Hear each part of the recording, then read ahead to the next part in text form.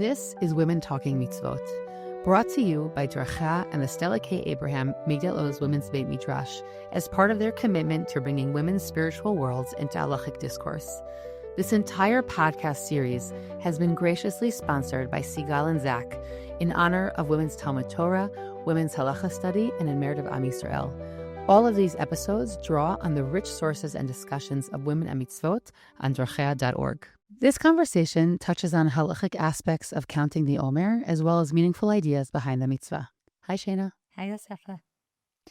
Our topic today is Sefirat Ha-omer. Sefirat Ha-omer is the mitzvah to count the days and the weeks, 49 days, 7 weeks, from Pesach until Shavuot.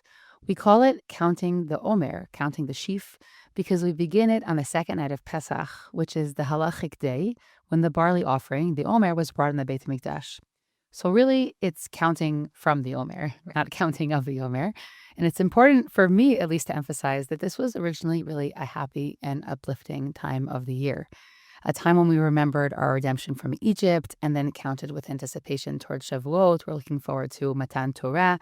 And Shavuot is really the essence and the culmination of our exodus from Mitzrayim, because there we get the Torah and we enter into the covenant with Hashem, which was the whole point of leaving Mitzrayim to begin with. Yes. And it's so important, I think, to specifically draw attention to the fact that this was a very happy and uplifting time, because when I hear the words Sefirat Ha-omer, or Sefira, as people like to call it, I don't think I'm alone in the fact that it immediately has some negative associations. And that's because we know that later on in history, Sefirat Ha-omer, this period, became also associated with practices of mourning that we observe in memory of the loss of the 24,000 Talmidim, the 24,000 students of Rabbi Akiva, who died during these weeks in the years following the destruction of the second Beit HaMikdash. And we'll talk about them, and we'll talk about the impact that had on us. But that is not at all what Sefirat Ha-omer, in the Torah, was originally meant to be about. So the time of year, therefore, that we're going to be talking about now is a time that really has a lot of different layers and a lot of different aspects to it. At its core, it's about this count of these days from Pesach to Shavuot. And we know that when we're excited about something, we often do. We often do count the days until it happens. The Rambam in Moreh Nevuchim even talks about how it's like someone who's waiting, with anticipation, faithfully to see someone they love. It's that excited feeling of counting the days. And today, I would say, when we think about Sefirat Ha-omer, we mostly tap into the part of the count that's connected, as you said, to the Chagim, to the festivals. That's connected to the fact that there's this count that's going on between Pesach and Shavuot that's linking the two holidays, because the holidays are things that are still relevant to us. All of us around the world, no matter where Jews live, are still keeping the holidays of Pesach and Shavuot, and they're counting the Omer. But it's important to note that there were also two other significant elements that are associated with this count that are mentioned in the Psukim. There's an element that has to do with the sacrifices, with the karbanot, and there's also an element that has to do with the agriculture of this time. So when it comes to the sacrifices, we see in Vayikra, when we're talking about Sefirat Ha-omer, there's specific mention of the karbanot that were brought in the Mikdash during this time. So in Vayikra, in Parak Chav Gimel, in the 23rd Parak, it says, Usafartam nacham mimacharad hashabbat, miyom haviachem et omer hatshnufa. That count for yourself, this count, right, from the day after the Shabbat, which here is talking about the day after the first day of Pesach. And from the day that you're going to bring the Omer, meaning that you're going to bring this barley offering, and then you're going to count 50 days until when? Until the day that you offer a new grain offering to God. So the count is framed not just by the holidays, but by the karbanot that were brought. And we know that the karbanot that were brought were these two different karbanot of, on the one hand, on Pesach was this offering of barley. And then on Shavuot, we have this new grain offering, which is an offering of 2 loaves of bread that were made from wheat. So I think, about the fact that today, when we don't have a Beit HaMikdash, we don't feel as connected. We don't feel connected to the karbanot. It's not something that resonates for us. We're not able to like kind of tap into the meaning of what that meant. But for the Jewish people who were living in the time of the Mikdash, they understood the difference between a karban from barley and a karban from wheat. And that was something that carried a lot of meaning and a lot of significance. So while we're focused on the like Pesach Shavuot element, there are other elements of this count that I think are at least important to mention. Yeah, and I think also important to mention is that underlying the differences in korbanot is an agricultural piece, which is slightly less far from us. Right. Again, we have in many parts of the world have elements of agriculture, different produce and products that are available to us all throughout the year. So sometimes we lose touch with that.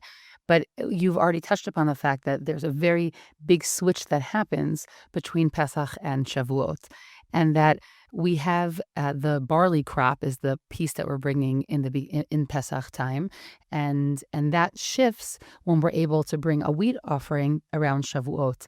That also is said explicitly in the Torah, Mm-hmm. in the book of Dvarim in Perek Tet Zayin, and it says Shiv'a Shavuot tispor lecha mehechel chermesh bakama tachel lispor shiva Shavuot. That 7 weeks you count for yourself from when the sickle is first upon the standing grain. You have to count for 7 weeks, and then you will observe the festival of Shavuot. And this will also, Asher titen ka'asher yivachecha Hashem Elokecha. And all of this represents like this bounty and this blessing that Hashem gives us. And so while we're talking about the korbanot that will bring the mikdash, at the root of it is what agriculture or what produce is available at that time. And that's a shift that I think is meaningful, or we can sort of take a lesson from, no matter whether we're living in a world of the Beit Mikdash or not. Right. Because the shift from barley, which sort of historically was considered to be a lower grain. And that is mostly because it was used for animals. With a little bit of scientific research, I discovered also that the ability to separate the parts that we want to eat from the parts we don't want to eat in the barley is a harder process.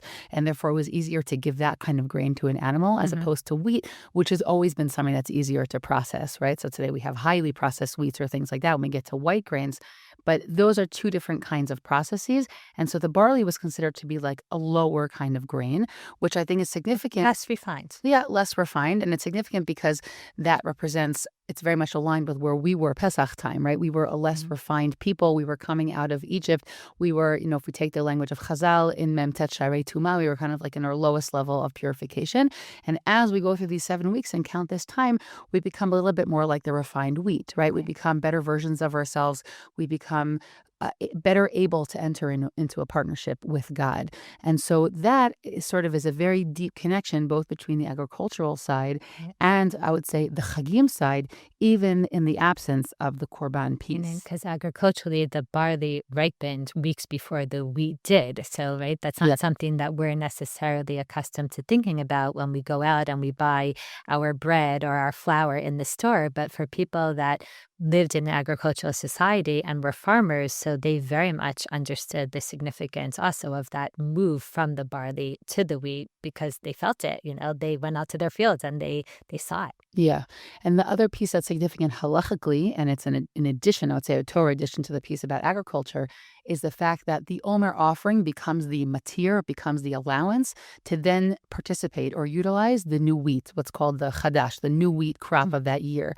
And so that's sort of the halachic or the Torah layer to this whole thing, meaning it's not just that we've shifted in what blossoms or what is now produced, but this korban enables us to then utilize the wheat that happens. And it's interesting because when I think about this shift, I often think about Tu B'Shvat, because Tu B'Shvat, we celebrate all these fruits, but what do we eat? Dried fruits, because those fruits are most of them not ripe yet, right? So we take the dried versions that probably were picked a year ago. And that's very similar here, meaning we celebrate the beginning of a wheat crop that isn't really ready yet. I mean, that's really going to be ready by Shavuot. That's, of course, Megillat Ruth, etc. And so a lot of times I really think about this korban as being like Tu B'Shvat. We're going to celebrate it because this is the saplings, right? It's just the beginning. And so we're already thanking Hashem for the fact that the process is beginning and the world is shifting, even though the actual produce of that or the end result is not yet really in our hands. It's a beautiful point that even if we're not fully there yet, we could already thank Hashem. We could already begin to see the potential of what's going to be and be grateful for that.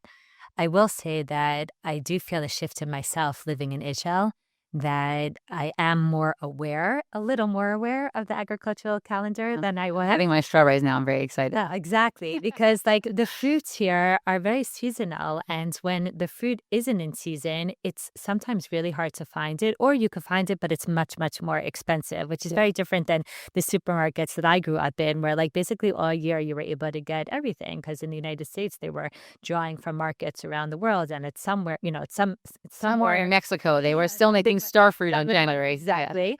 And also, like, we live in a home that when we bought it, we were delighted to find out that there's several fruit trees in the backyard. So we have all different kinds. We have 5 different fruit trees. And I noticed that the apples and the pomegranates, the rimonim, like they ripen right around Rosh Hashanah time. And then all of a sudden you're like, oh, that's why those fruits became largely associated, with this holiday. It's not like that they chose what was available and they found meaning in that. And it makes me realize that, the farmers again of the time of the Mikdash, I think really, really, really also felt that way about the barley and the wheat. And it also connects to the fact that Rabbi Akiva in the Gemara in Rosh Hashanah even suggests that in addition to the Omer sacrifice being offered on Pesach as a way, as you said, of making the new grain permissible, it also was brought kind of almost like as a tefillah, as a hope of causing blessing to be brought. Like, yes, on the one hand, as a way of thanking Hashem, as you said, but also as like a hope, that this karban will also signify the blessing that we hope will apply to the new grain crop.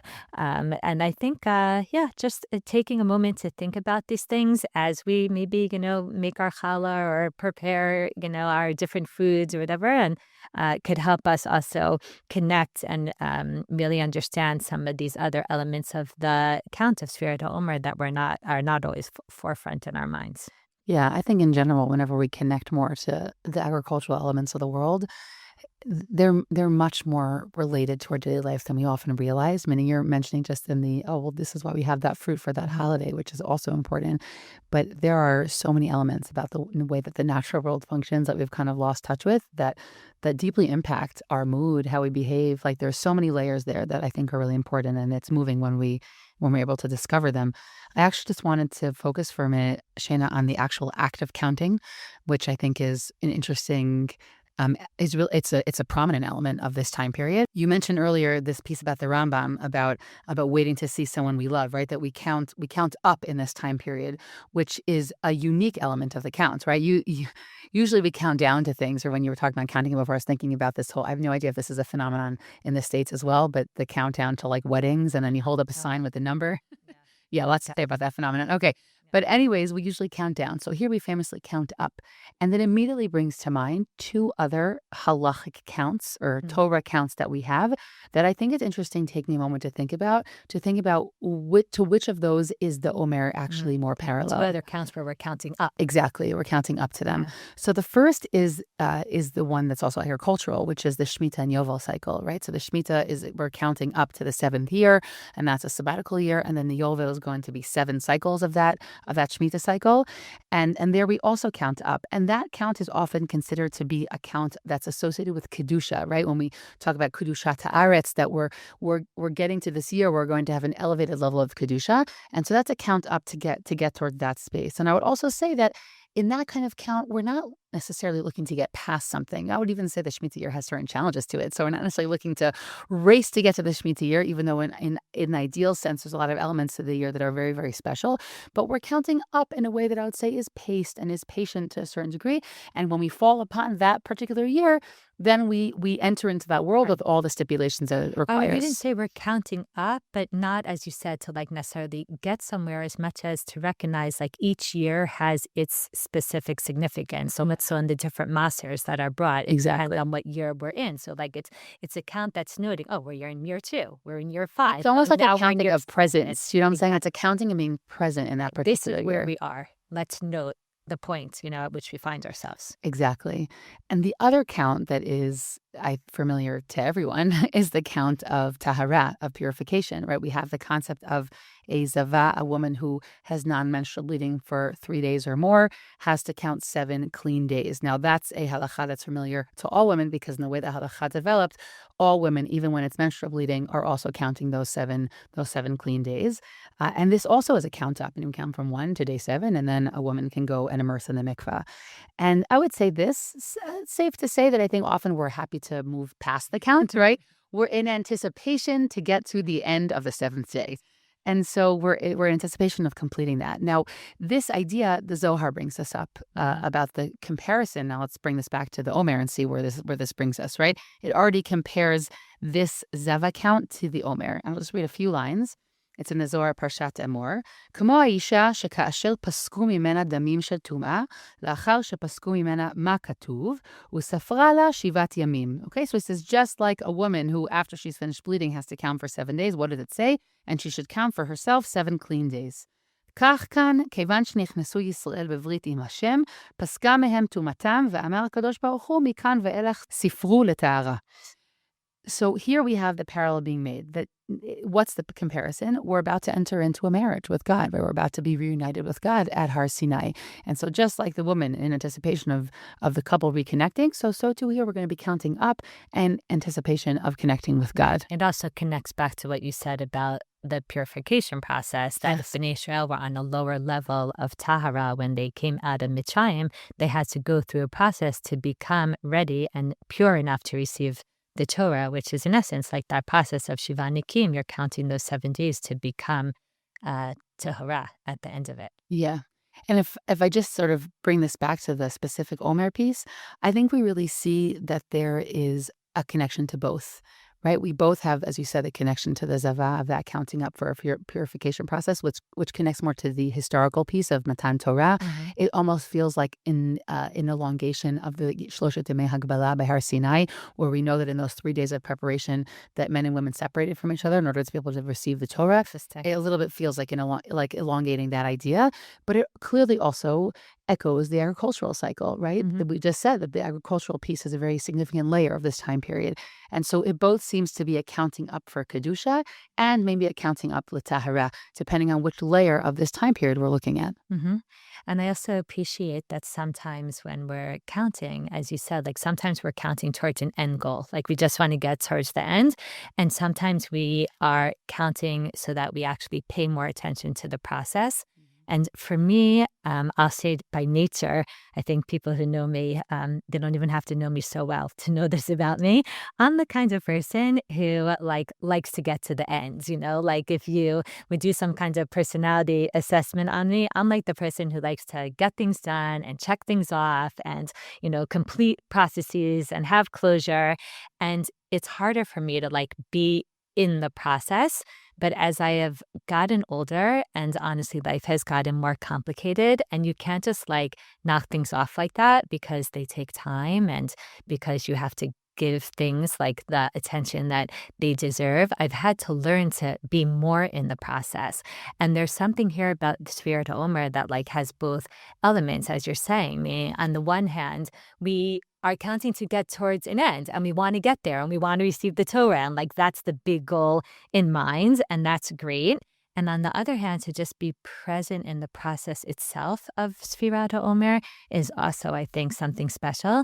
And I'm wondering if it would be even a good idea, and I'm thinking about this now for myself, to choose maybe a very specific, concrete process that we ourselves could work on during these weeks. A process that's not just about getting to the end, but maybe a mitzvah, a character trait of ours that we want to give more attention to, or a friendship that we want to work on or invest in, or a sefer that we want to learn, not so that we can make a siyam and say we finished it, but because we actually want to give time to and appreciate the material that's in that book. I think that there is something about appreciating the actual time period that we're in and this idea of growing and working towards something, but also very much being in that thing at the same time. So I love that the 2 counts that you brought in, each one of them, I think, connects to a different aspect of that. Totally. And I think the idea about process, or in my mind, that goes to gestation. There's an idea. Real process. Yes. There's another, I think, really prominent idea that I think is worth mentioning, which is that The exodus from Egypt is actually pretty unsettledly framed as a birth in many elements of the story. We first, of course, the whole story begins with the birth of Moshe. That's the second chapter in Shemot. First we have all the threats, but the salvation itself starts really in chapter 2, where Moshe is born, and we have there the whole drama of his birth and saving him, and we also have the fact that the entire Egypt story is really pushed forward by the fecundity and the fact that the women of the Israelite women of Egypt were able to have so many children Mhm. despite the fact that they were being oppressed. But it's not just a physical birth of children that really is the strong point here. There are multiple elements. If you've never thought about it, it's kind of freaky when you first discover it, but I can't unsee it now. That there are many elements of the story itself of women leaving Egypt that are really explicitly framed as a birth. The blood on the doorpost is a big one. This is also, by the way, not my ideas. I'll quote Alana Pardes, who's a scholar of literature, actually, but I'm sure it exists also in Midrashim that I probably just haven't met yet. And so we have there sort of the idea of the fact that something is being birthed, and that the first part of it has sort of that opening piece at the entrance, and we have the Exodus itself going through the Yam Suf, which is going through, all of Am Yisrael going through wet waters onto dry land and coming out on the other side and coming out alive through an experience that is pretty harrowing and through something that's quite narrow. Like, that is a very, very overt element of this kind of image. And why is that significant? Oh, in addition, also, it takes place at night, in the middle of the night. It's also not just a myth, if anyone here has gone into labor at night or anything like that, but the vast majority of labors, I believe, start at night. It has to do a lot with hormonal processes in the body. Also, women are more relaxed at night, so it enables that process to begin. And I think that this is really important because it really bespeaks this idea that we were birthed in Egypt, essentially, meaning Moshe is born, sure, and the children are born, but as a nation, we're sort of like pushed out of that in, I would say, not necessarily so elegantly, but we're like pushed out of that space. But then we have to undergo a process when we come out kind of squishy and wet and have to be cleaned up. And that whole process is what's happening in the 7 weeks we have now, is that you're saying, adopting a midah, we're going through a process now. And, immediately after we literally get onto dry land, the first thing that happens right after in that parak is that we start crying for food and water, meaning Am Yisrael in the desert are really quite overtly depicted also as, initially maybe young children, maybe after that teenagers, until we get to a much more mature place. So I think that piece is also significant for me. I think about it often in terms of the process, in terms of the way that we sort of get a head start, the fact that women are the most significant in that early part of the story, which is simply a biological truth of what we do in this world. And so that to me is also a very significant piece, but it really bespeaks this idea of the process we go through right now in this time period, that this is where we need to refine, whether it's to refine ourselves like wheat, if that metaphor speaks to us, to refine ourselves in our character to be worthy of receiving the Torah and Shavuot. I love that idea. I was not familiar with it. And there's something also just very real and true in the sense that birth is not simple. There's birth pangs. Like there's a process that is not comfortable, and at the end, like, we're still so happy with the results, but it's something that causes us discomfort. We have to go through something that's not simple. And I think that's also that process of Bnei Israel being formed as a nation, coming out of Mitzrayim, breaking out of a slave mentality, finding ourselves, understanding what our identity is something that was not easy either, and continues also, like, for us as a people, to be something that I think is not always easy to contend with. And the metaphor that you just brought, I think, gives a lot of framing to that. I think, if we come back also to the different explanations that we've been speaking about behind the meaning of Sefirat Ha-omer, so whether it's the the festivals and the connection between Pesach and Shavuot, it's the karbanot, it's the agricultural element, it's interesting to note how those different explanations then have a direct impact on how we view the obligation of counting the Omer, because there are those like the Rambam who think that the festive element is what's core here. Like, that's what's central to the count, and that the main reason that we are counting is because we're counting towards Matan Torah, and we're counting leading up to Shavuot. And therefore, he holds that, of course, the mitzvah of counting Sefirat HaOmer, even today, when there's no Beit HaMikdash and there's no Karbanot, is still going to be Deoraita, because it's about the festivals, and the festivals are very much still part of our lives today. But there's other authorities who hold that because we're no longer able to bring the Karbanot, note of the Omer, and we're no longer able to bring the shtei halechem, the 2 loaves of bread, on Shavuot. So the whole count is now rabbinic. It's only d'Rabbanan. So it's interesting always how like the mashma'ud and the meaning behind things also then impact the way that we think about the obligation. And then when it comes to a woman's obligation, in terms of Sefirat Ha-omer, so there are early opinions that hold that, contrary to what most others think, that they believe that it's actually not a time-bound mitzvah, that counting the Omer is not a mitzvah to say shazman grama, because they say the counting is more directly bound to the sacrifices, and it's more directly bound to the mikdash, and it's not really about a time. Or perhaps there's also people that say that the concept of a time-bound mitzvah doesn't apply to a mitzvah that is itself about time. So these authorities say that, therefore, if the mitzvah is not a time-bound mitzvah, then women would be obligated in it exactly the same way that men are.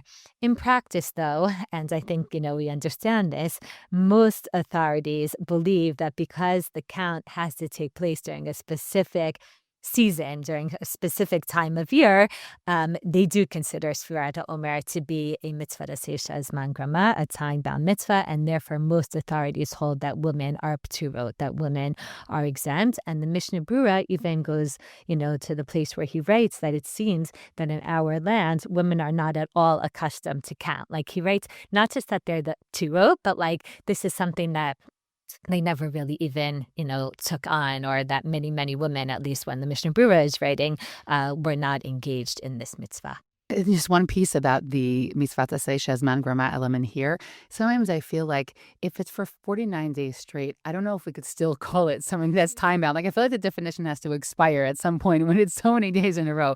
I'll just add one other piece, which is about the bracha piece, right? So famously, we make a bracha every time we count, which also is part of the idea that perhaps each day itself is its own mitzvah.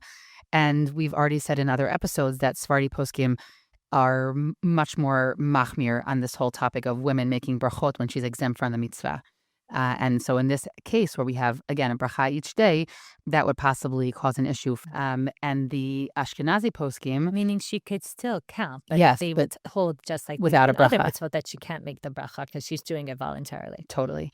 And so the Ashkenazi poskim, they often, again, come to the conclusion that even if a woman is exempt, when she opts in, she's able to say the bracha. Because when we say Asher Kisham Tzava Tzivanu, we're not speaking specifically about me per se that maybe is exempt from the mitzvah, but we're talking about Am Yisrael Kulo. Right. We were commanded. The general collective commandment. And so therefore they're not as stringent about this idea of saying brachot and whether a person has their specific obligation or not. Historically, I'll just say that there were definitely many communities of women that were really careful to count Sefirat Ha-omer with a bracha. And for them, it might have really been considered a binding custom, meaning similar to the way that there were kilot that accepted upon themselves, the women accepted upon themselves hearing shofar, and that becomes a mitzvah that even though it's a mitzvah asay shazman grama, it's considered binding for women, that in many communities it's very possible that that would have the same status here in the mitzvah of counting the Omer. Yeah, so we see that there were really different practices amongst women. And part of the reason that it could be that there were women who never opted into this is because there's a passage in the Zohar that states that the days of the Omer are somehow mystically connected to the masculine realm. I don't really understand those Kabbalistic things, so I'm not going to comment more on that. But according to the Zohar, because he thinks the Omer is connected to the masculine realm, it could be that the mitzvah to count, therefore, is unique to men. And some poskim therefore take this to mean that women can't count the Omer. Like they can't even count voluntarily and even without a bracha, so which is really interesting. So that's one, I think, factor that influenced maybe less women counting. And another is that there are Ashkenazim poskim who are concerned about women reciting a bracha, even if they're going to count voluntarily. They're concerned that maybe they shouldn't say the bracha because they worry that maybe if a woman ends up missing a day, she won't realize that now she's no longer allowed to make a bracha, even if she continues counting, and then she could end up like saying 37 days, exactly, of making brachot in vain and saying God's name in vain. So they tell her not to count to begin with.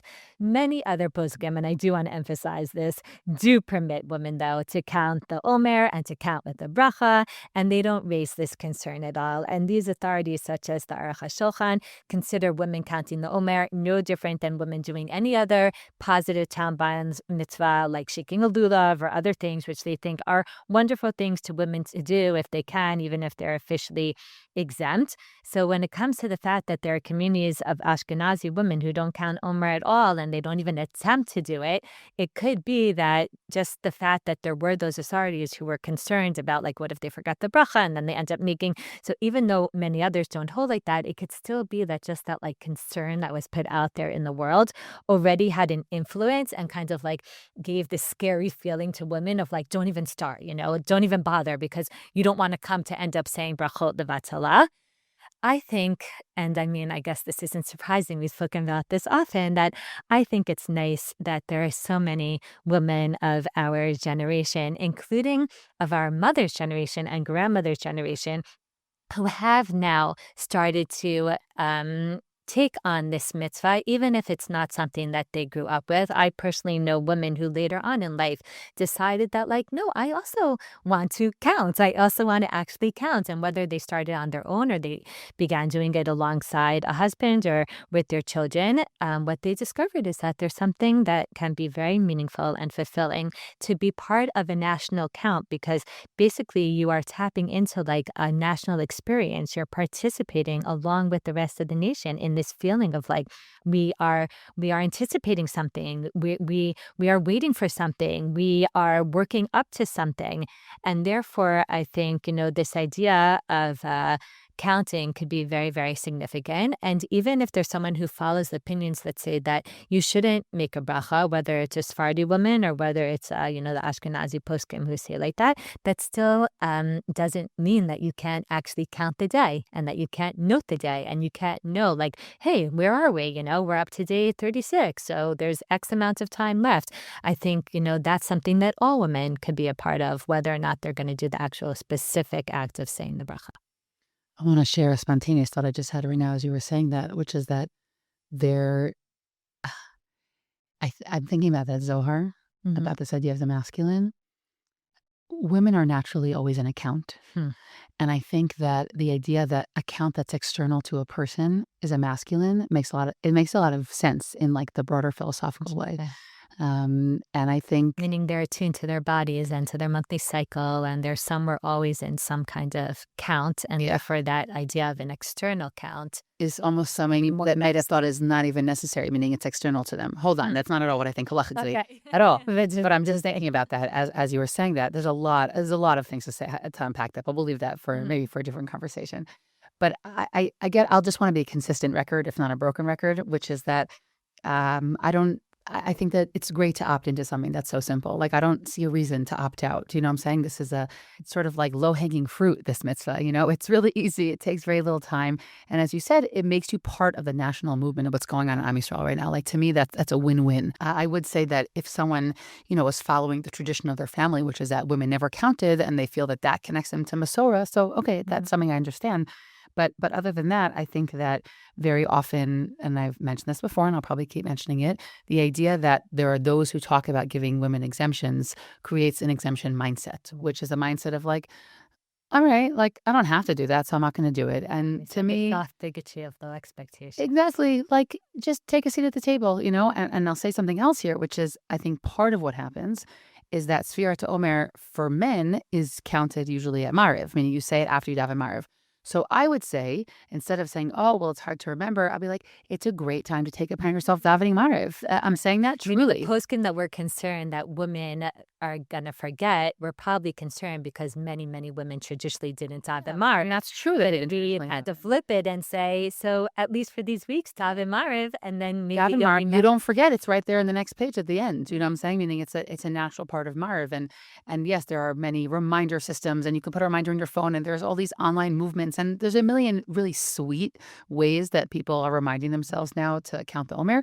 But I would even just say traditionally, like, yeah, we could just daven Mariv and say Sefirat Omer at the end. I know that that's definitely my best way to not forget.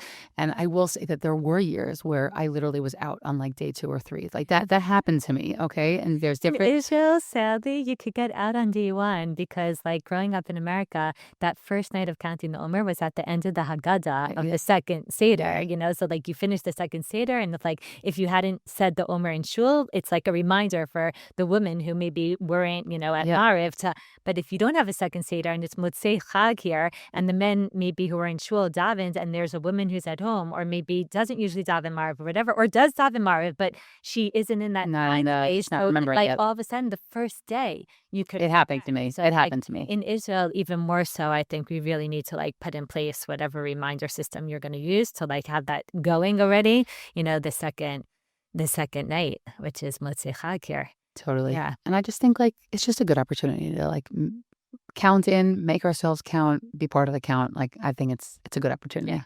And as you said, today there's all different kinds of cute little reminders. So there's people that have magnets on their front doors. They can't walk into the house without seeing it. There's people that have magnets on their fridge. I saw all these advertisements for these pillowcases. I don't own one of these, but it's pretty cute. It's like I saw one that says, don't count sheep, count Omer before you go to sleep. And on the pillow is like the whole count, and it comes with the washable marker, and you check it off or whatever. So whatever it takes to get into the swing of things is good.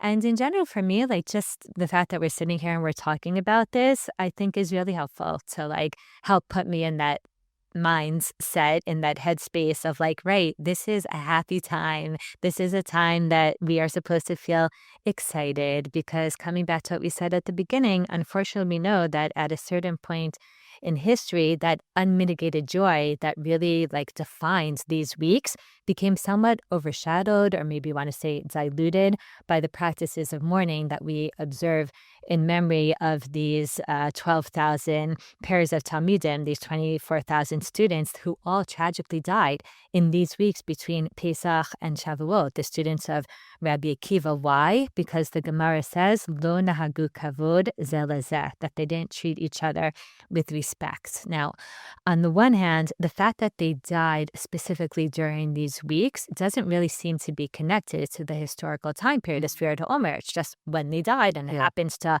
overlap with, what we know as Sefirat Ha-omer. On the other hand, the Maharal actually notes that, like, it just can't be that if people have underlying, like, real character flaws, that they woke up on, Pesach morning and, like, all of a sudden started not treating each other with respect. It has to be that, like, there is some kind of significance to why they died specifically during these weeks and not at any other point during the year. And he says that it's fair to assume that, like it was something that was going on before this time. And he answers that we know that when Bnei Israel accepted the Torah at Har Sinai, there was a very unique and intense kind of unity that they experienced as a nation.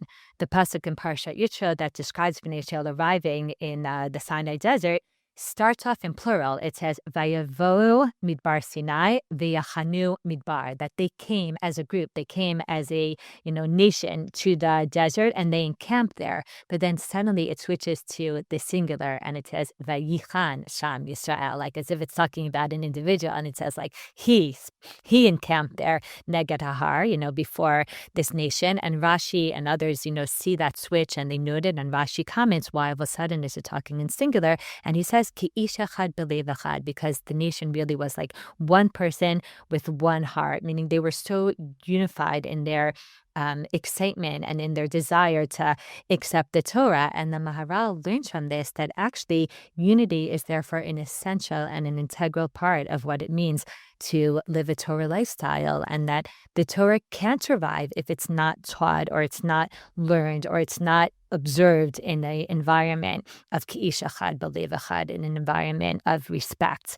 Now, respect doesn't mean that we all have to think exactly the same, and respect doesn't mean that we can't have disagreements. We know that our tradition is full of machloket and full of people who saw things differently and had different approaches, but it means that we have to look at each other and at least have a basic respect for the other person and the way that they approach life and the way that they carry themselves. And the Maharal says, if you had these Talmidei Chachamim, this group of Talmidim, like the Talmidim of Rabbi Akiva, this really major Tana, and they were learning all this Torah, but they weren't able to treat each other with respect, then there was something pagum, like there was something tainted, there was something not okay in their Torah itself. And therefore, he says the punishment happened specifically during these weeks of Sefirat Omer, which honestly is not simple to read because we're in a complex time here in Israel and I think around the world in terms of our internal rifts. Like at the beginning of the war, there was a feeling of like, oh, all the strife and all the, Yeah, I was all gonna say, Yafi, that those kind of feelings they can't last for that all long. that lack of unity that we felt in 2023 with the judicial reform here in Israel, like, puff, it all went away at the beginning of the war. And as you said, it doesn't last. And sadly, those things come back. And again, it's not that people can't disagree, but it's like the bad feeling and it's the hatred and it's the pain and it's the tension that you see like between Jews in Israel and Jews in the diaspora, between Jews of different denominations. So in short, this idea of Jews not treating each other with respect is not something that applies to like, ugh, those students of Rabbi Akiva, and they messed it up for all of us now. In 2026, we have to observe these practices of mourning because they didn't know how to treat each other. It's like, no, his parish is like a motivator for us to be like, we too, unfortunately, suffer from this idea of lo nahagu kavod zeh lezeh. We also have to think about how we are relating to other people. Do we see them as our brothers and sisters? And perhaps when we observe the mourning practices of this time period, instead of just looking at them as, like things that are annoying or things that like why do we have to be bothered with this, we could actually stop for a minute and take them as an opportunity to maybe ourselves think about how to approach the people around us differently and with more kavod. I actually just wanted to share a personal example I was thinking about as you described that Maharal, because I guess I had a little bit of avodat hamidot opportunity before the Omer period because we're recording this a little bit before, and I, like happens to many of us, I just like wasn't in such a good place, like vis-a-vis my kids. I was very stressed out about an event that never happened because there was a war and then it didn't happen. And I just was stressed. And, sometimes our stress comes out in all different pores of ours in different spaces that it doesn't belong. And I just like wasn't in my nicest period of time. And then, another war broke out that we're in still currently right now. And I was like, and then my husband went off to Miluim and I was like, okay, Yosefa, you got to get this under control. Like you have to, and it was mamash like that element of kavod. Like I have to be like the best version of myself right now. And like, no one So wants. our kids deserve respects. Oh, and they told me that, meaning they didn't want a yelly ima, and I totally get that. I was in a yelly place. And this doesn't help so much for Avodat Hamidot because I can't exactly tell you what I did, but I had like this internal switch and I was just like, no more. And I just like somehow was like, find those inner reservoirs of patience and like tap into them, Yosefa. And I have to tell you, I'm gonna say this, like I was a little bit moved like by my own ability to like be a better version of myself. Believe me, there are other things that come at the expense of it. My back definitely hurt more because I had to dig deep into my reservoirs. I'm holding a lot of things inside, and that's all true. But I will say that it was able to happen. And like that sense and what I want to take from this, I also, okay, I guess maybe I'm bragging on, public podcasting, but I want to say that the thing I think that got me to do that was a sense of personal responsibility of saying, only you can make this better right now. Nobody else. And when we talk about Talmidim, it's a Hamuni thing. It's a whole group of people. So it's kind of like, oh, all those people and they were so bad. But at the end of the day, it's each person who takes responsibility for their own behavior in different scenarios. And like that, I think, is what was able to happen. Like I had this acute sense that like I had to be responsible right now. And there wasn't anywhere to lean on at the moment. And I think that what was enabled me to make that kfitza. And I'm telling you seriously, like I felt like it was a little bit of like an early Sefirat Ha-omer. I'm serious, like mida opportunity. And so I just wanted to share that because to me, I think if I could analyze myself, I think it was that piece of like, I can't get lost in a crowd right now. And like sometimes when we're in a big crowd, we could feel that, oh, well, just, I could do this because someone else will do something else. But it was a very deep sense of like, this is a moment that like I have to step into. So I just was thinking about that when you shared that. Yeah, it's also making me think about that we spoke so much about processes. Like sometimes you have to go through a process and you have to work up. And sometimes there's just these moments of clarity where, like, within a few seconds, you're just like, that's it. This has to end. My mother has this video that she loves of like someone at a therapist and they're pouring out their heart. And then the therapist is just like, stop it. And it's that loud. And he's like, just stop it. Just stop thinking like that. Stop being like that and stop. Okay, it's a generational like kind of sense of humor.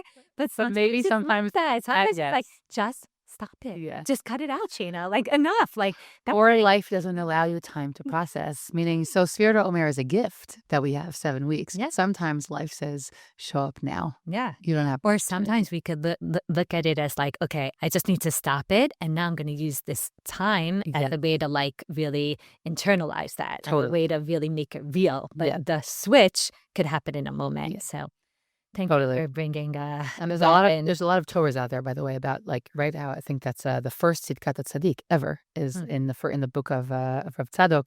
That's Pesach. Pesach is jumping in, right? And then you have the process to make something last. It's exactly how he opened the book. Okay, let's talk a little bit about the mourning. Okay, so let's go back to these customs, which, as you said, are to commemorate this tragedy of Rabbi Akiva's students. And we have them recorded as early as the period of the Gaonim, which is going to be pre-Middle Ages, right? 8th, 9th century, etc. And we have already recorded that people wouldn't get engaged or married during this period as sort of, again, a respect to this big tragedy. But these customs expanded over time, and they expanded, as we know, to not listening to music and refraining from getting a haircut until like Ha-omer, when the deaths were said to have ceased. And so on the whole, these mourning customs apply equally to men and women, but there's a pretty important exception, and that's to do with haircutting. And so in general, first I'll say just as for men and women, Sephardim and Ashkenazim are a little bit different here. Sephardim wait until day 34, but Ashkenazim can already cut on day 33. And I'll also just say that common custom among Sephardi women is that they can actually cut their hair whenever they want during this time period. Also in mourning, in periods of mourning, there is not that same stringency of custom when it comes to Sephardic women. And I'll just say that the common custom among Ashkenazi women is not to get their hair cut. But even Rav Moshe Feinstein mentions that there is room for leniency if there's some like haircutting emergency.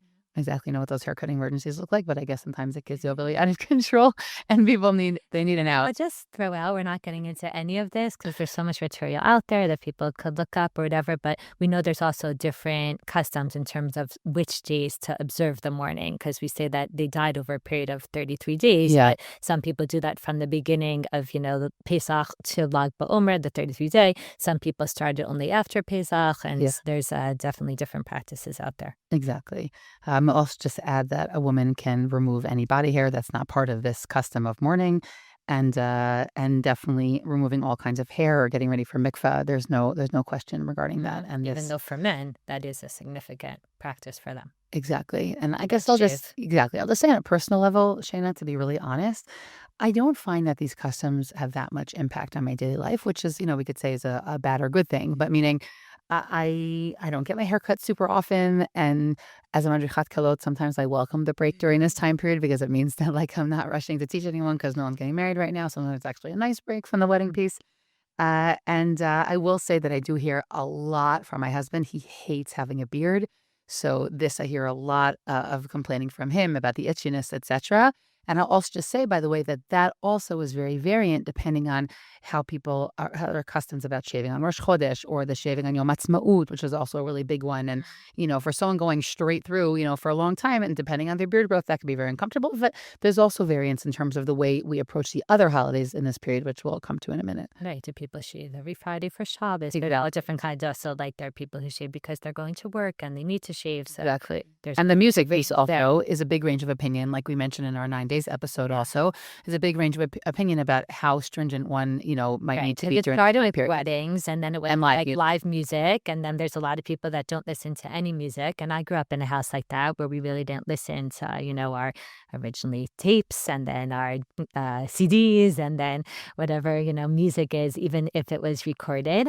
And I'll say that like I try to still keep that up because I guess that is how I feel some, connection to these practices of mourning morning. I love music, as I spoke about when we did the episode on the 9 days. And for me, not listening to music is hard. And when I think about Sefirat Omer, like that's what it is. It's like those few weeks after Pesach where we can't put on music in the car, or I can't have music on in my kitchen. And like that's how I feel it. So I try to keep that up, but there really is a very big range here. And I try to really on the one hand, like feel somewhat of that mourning because I do want to connect to this idea of like the loss of these Talmidim Rabbi Akiva and what that represents. And at the same time, we're balancing that with that joy and the anticipation that we don't want to be completely overshadowed. Like we still want to also be in that mindset. So it's a lot to like hold that together, with the excitement piece of it. And then in, the times that we live in, especially in the modern state of Israel, when we add in the other various days on the Israeli calendar that pop up in this time, then there's even more layers to hold and even more emotions to be balancing all the time, because we have these 2 days that come up not long after Pesach, which really also like emphasize the pain and the sadness or the mourning side of Jewish history. We have Yom HaShoah, which commemorates the Holocaust, and we have Yom HaZikaron, where we honor the loss of the soldiers that have been killed fighting on behalf of our state, as well as victims of terror. And like because those days like hit closer to home, like the Holocaust is still people's grandparents, their great grandparents. It feels very real for them. And of course, Yom HaZikaron, it's like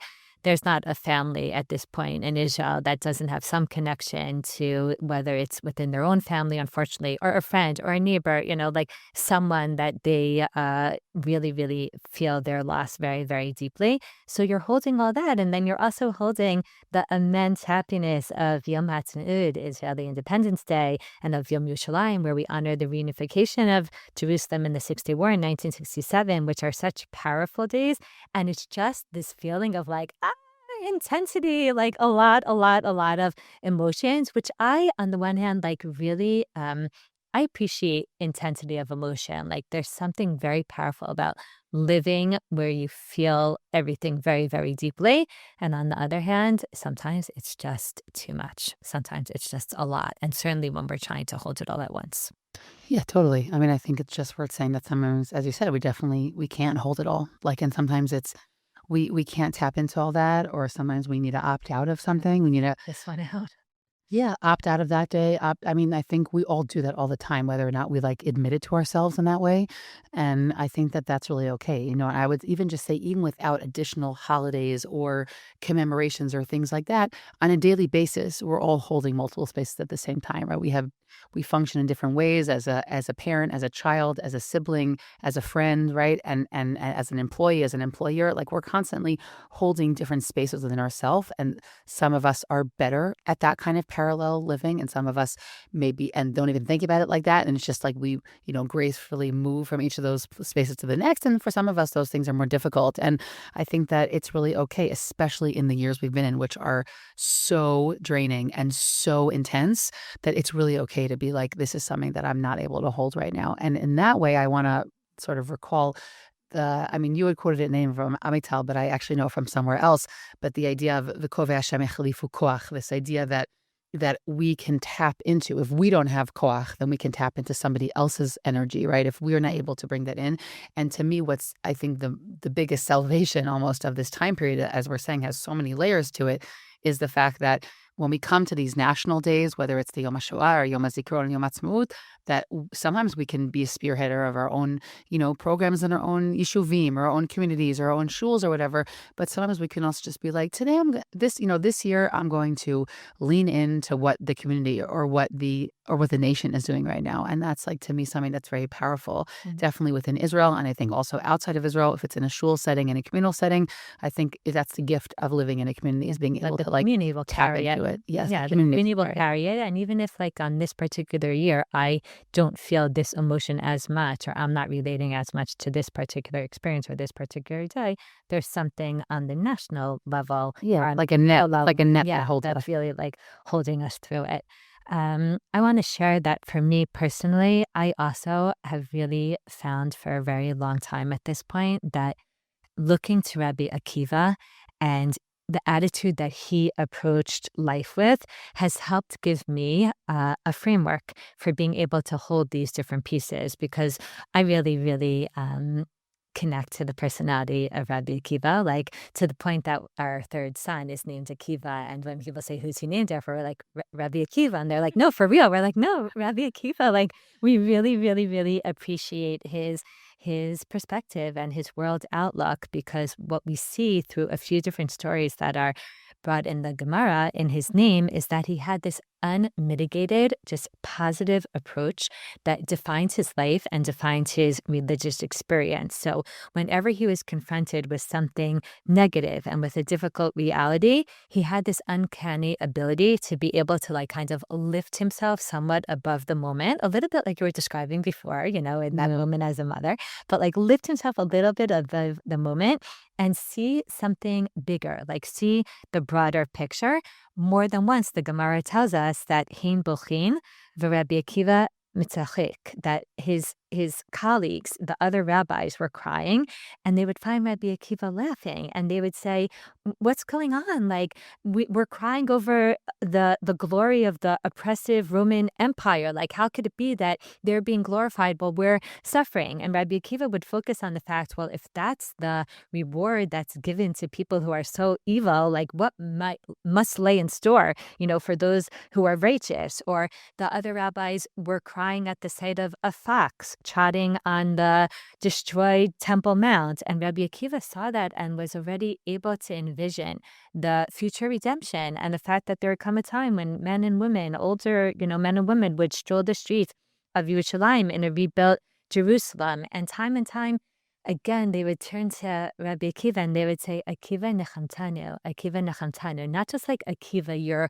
words are a source of comfort to us, but Akiva, you as a person, like the fact that there is someone out there who's able to kind of maintain hope, even when things are really discouraging, is something that is so necessary. Like it's so important to have people in our lives like that are able to kind of see above and are able to see beyond. And Rabbi Akiva was that person. Like he never lets kind of like the immediate thing that he sees before him hold him back. And we see this also in his own personal life, like how at 40 he started learning Torah and he wasn't put off by the fact that, maybe it's too late or maybe I can't do this. When a village is plundered and terrible things happen, he says, Kol ma'az avid rachmana l'tav, whatever God does, it's for the best, not for the best in the sense of like, oh, wow, this feels amazing and I'm going to see right now how everything fits in and how the puzzle, all comes together. But no, a deep, deep, deep emunah that there's something bigger here,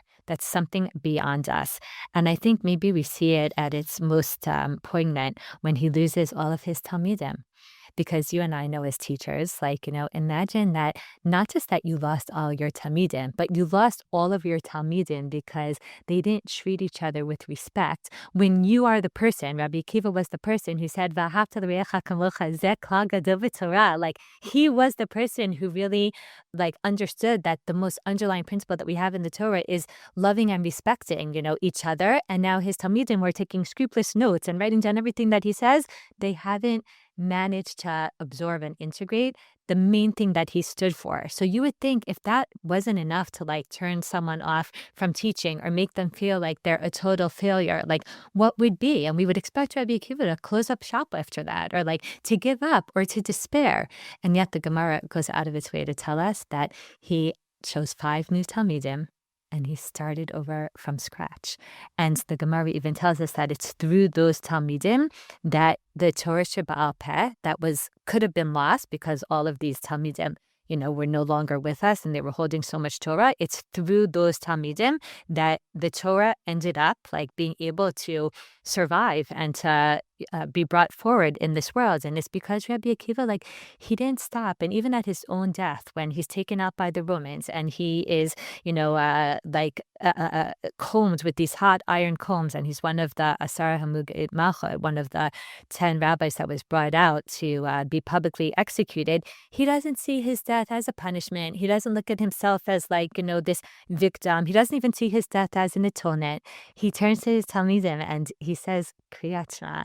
And they say, Rabbi Ad Khan, really? Really? Even now you're going to be positive even now? And he says, what do you mean? my whole life, I wondered how I was going to fulfill V'ahavta Hashem Elokecha b'chol nafshecha, with all your soul, which he thought meant, until somebody wants to take your soul. I wonder, like, okay, not everyone has the opportunity to die al Kiddush Hashem. Not that we're looking for that, but he says, but now that it's come my way, I'm not going to kind of like see this moment as an exalted moment.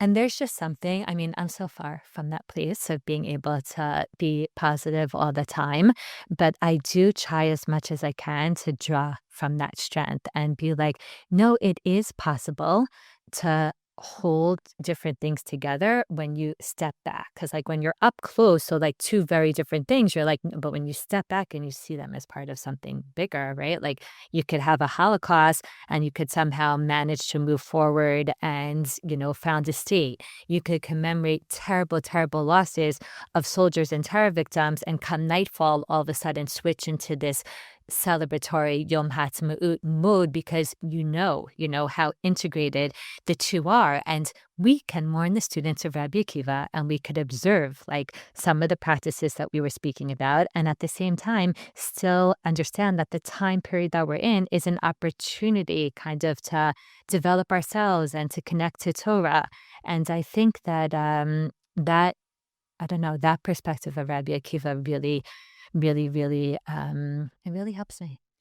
I think, though, when you describe Rabbi Akiva's personality, which I'm also just wondering out loud, but I want to say with a question mark because I would have to compare the two Gemaras. I always wonder if the V'ahavta L'recha Kamocha, which he responds in a different setting, is what he learned from his student's death. Meaning, not that he said it and they all wrote the notes but didn't do it, but that he realized that that was really the most important thing. But I would have to look at the timeline of those two stories, and I want to be careful about that.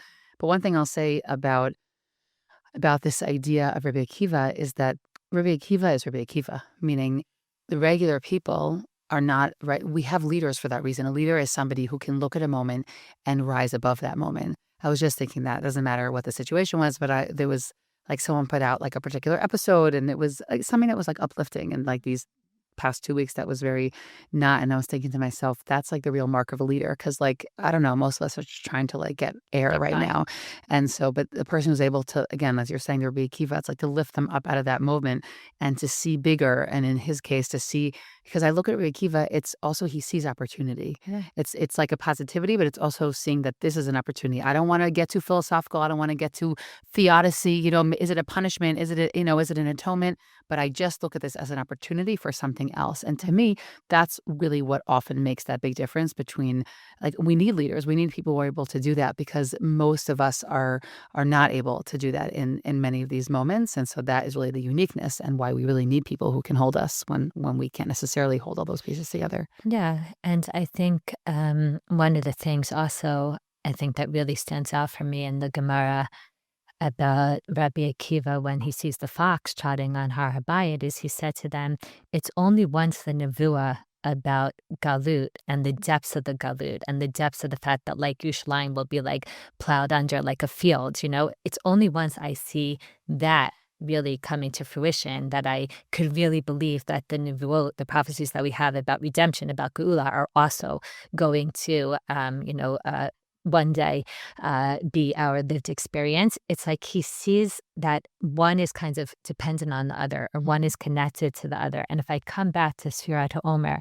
I think that's also something that resonates for me, that when we count from Pesach to Shavuot, what we're doing in essence is saying Shavuot doesn't stand alone, right? Because someone could come and say, Shavuot, Matan Torah, like that is what it's about. To be a Jewish person is to be makabel the Torah, to get the Torah and to, receive it. And like, why do we have to, like, meaning that day should be able to stand in a vacuum. That is, the core of our Judaism.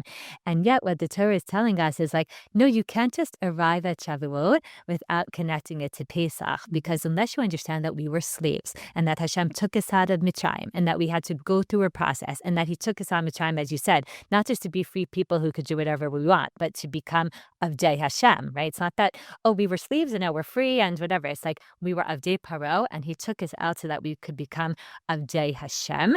That's what gives Shavuot its meaning Shavuot isn't in a vacuum. If we forget kind of what we went through or the hard times that we experience, then we can't begin to experience the happiness or the awareness of how meaningful it is that Hashem took us out and he gave us the Torah, meaning that understanding enhances it. And it's the same thing here. Like if we would only celebrate Yom HaAtzmaut without having a deep appreciation of the sacrifice that went into it, then it wouldn't be the same celebration, And I think that's when when we try to hold things together, it's not because, oh, we have this and they're disconnected and we have to whatever. It's usually that they're very integrated, and the fact that there is pain makes us appreciate the wonderful moments so much more, or the fact that people understand that we're sacrificing for something is what enables them to go through the pain. We have to find ways to kind of integrate those them. pieces. Yes, that's, I Yeah. think, what adds meaning to it. Anyway, what's your takeaway from all this? What do you think? I guess I'll put myself in with the Amcha at the moment. I'm feeling that there's a lot going on. I'm coming into this time period pretty drained. I don't know exactly where I'll be, exactly when we count, start counting every single day. But I'm coming in, I think, like a lot of Am Yisrael, I could definitely speak for a lot of us in Israel, not coming in at my freshest moment of life. And I would also say that sometimes just because of my personal internal makeup, like the layering piece is hard for me because I'm like a very in the moment kind of person. And so sometimes it could be hard for me to be at sort of multiple places at the same time. In practicality, that means I'm not a good multitasker. And so I think I am coming into this time period looking to sort of lean into the strength of others. I've actually said that in a few conversations in the past few days. Like I've just needed some help with some projects I'm working on. I'm just like, I need ideas from other spaces. I need to lean into something else because we can't always be the spearheader of all that. We can't always be in that Rabbi Akiva space. So I'm going to put that honesty out here, and I'm assuming I'm not alone in it. And I'm definitely coming also with a tefillah that this time period will bring something that will feel more produced, that will feel like we put in efforts in something and the efforts come to pass. I think that there's just been a very strong sense that we've tried to jumpstart so many things, and a lot of it keeps getting kind of getting cut down, and definitely in Israel in the past while. So I'm definitely hoping that this time period brings a kind of renewal that where it definitely exists in potential. And so I guess I'm coming in more with a tefillah, I think, to this time period. What about you, Shayna? Beautiful. I'm also very much in need of the strength of others. And I think whether it's the strength of someone like Rabbi Akiva, where we have to kind of dig back into our sources and into figures from other times, or it's people in our modern day, who have that similar approach to Rabbi Akiva. I feel myself thirsty, for like anyone who is able to give somewhat of that broader perspective. And there's a man here in Israel named Yaakov Nitzan, who is the brother-in-law of one of our colleagues, of our friend Batsheva Samad, who teaches with us in Migdal Luz. And, he's like a regular guy who works in real estate and had a regular life. And then in the beginning of the war, a few months after October 7th, his son, Gilad, was tragically killed in Gaza.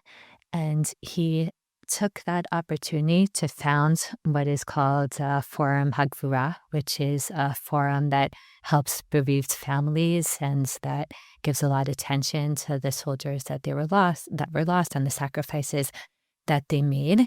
And recently, another son of his got engaged to a beloved student of ours in Migdal Luz.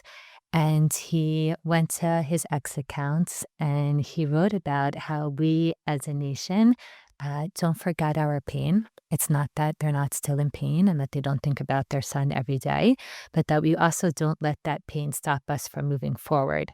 And that it's a nation that is able to hold all its memories in one hand but on the other hand, is able to continue to move forward and build. That's a nation that ultimately is going to succeed.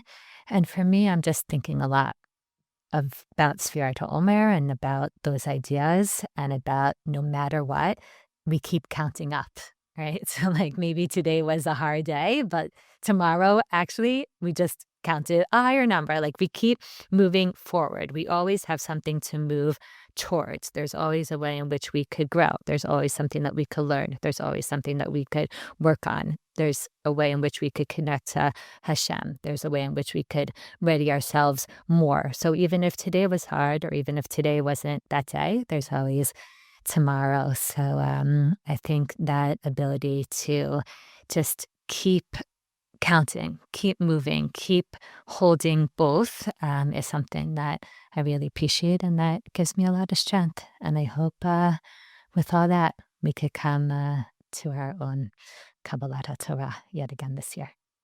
Thank you. Thanks, Shana. Did this conversation move you or cause you to think about the topic in a new way? Please share these episodes with friends and family and start conversations about meaningful mitzvah observance. Make sure to check out the show notes for links on how this topic is discussed on Deracheha.org. Contact us with thoughts and questions at womentalkingmitzvot@gmail.com. Looking forward to our next conversation.